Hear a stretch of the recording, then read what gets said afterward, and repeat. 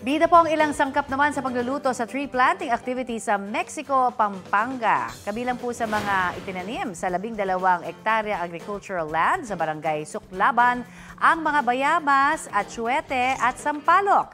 Kasama naman po sa mga nakitanim ang mga ilang dayuhan.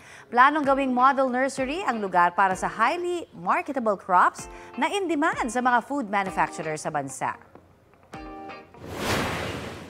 Agricultural sustainability. Makatulong sa sa needs ng industry. Kaya tayo nagtatanim ng ganito mga varieties. Balita ko, may tututukan kayo tuwing 11 a.m. sa GTV. Alamin ang mahalagang balita at impormasyong dapat ninyong malaman sa Balita Ko tuwing Lunes hanggang Biyernes.